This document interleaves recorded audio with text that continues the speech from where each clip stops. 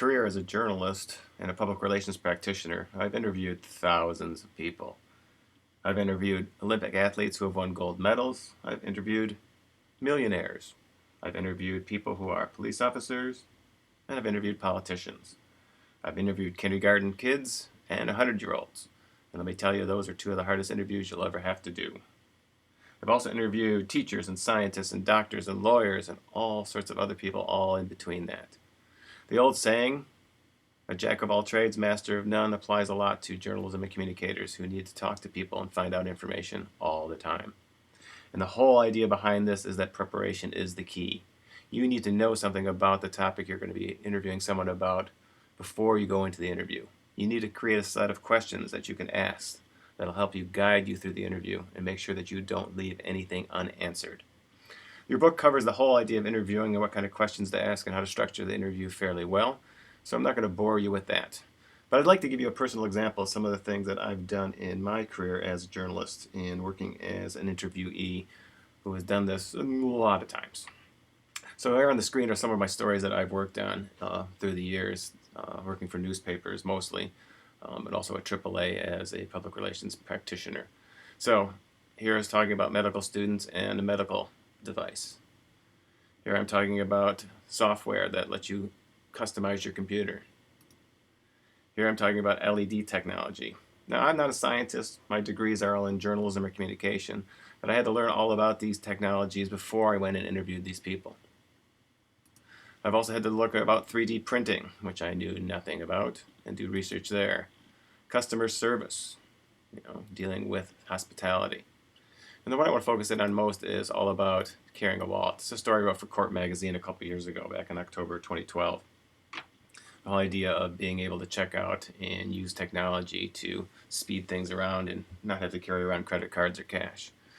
So to give you an idea of this story, this is about a 2,500 word story that I completed. It took me probably about a month or so to line up all the interviews and talk to everyone, and then to finish and write the story, and then it appeared probably a couple months after I did it.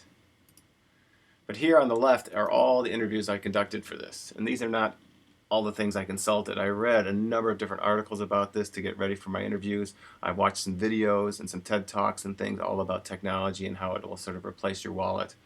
So I did a great deal of research before I even made my first phone call to talk to people. And most of these interviews were conducted via the phone. So I would call people up, I'd have a list of questions available, and then I'd talk to the people all through the phone and have them answer my questions. So here's some of the information I gathered from this person is the head and CEO of an association of mobile technology. So I interviewed her and got these kind of notes from her. He is the senior vice president of the Michigan Retailers Association. So I had to talk to him and find out what he had to say about this. And these are all the information they gave me. This is the vice president of an organization, RF Connect. So a local Farmington Hills organization that talks about radio frequency IDs. Had to learn all about RFID tags. Holly, at the account manager at Mobility PR, talking about Pay Anywhere and some of the things that Visa and MasterCard are doing to get people to pay. Here's another for Mobile Comply, a company that deals with mobile transactions, talking about the iPhone and everything. And then a partner in this organization that talks about all sorts of mobile payments and using them.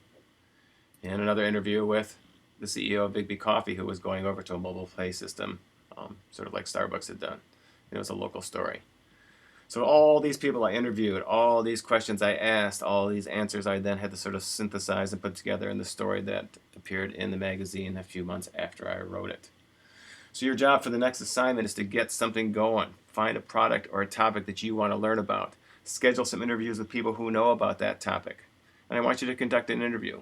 And if you can conduct the interview either face-to-face or on the phone, that would be the best. If you have to resort to sort of social media or those kind of things, that's okay. But then talk about what you learned in the interview, and then also talk about the interview process itself. What you do really well. What did you struggle with? How did you set up the interview? How did that work? Did you ask follow-up questions? Did you get examples and anecdotes? How did you close the interview? So your job is to put together sort of a paper that talks about what you learned and all about the process that you went through to do it. So go into Blackboard and look for that information and those assignments, and good luck with everything.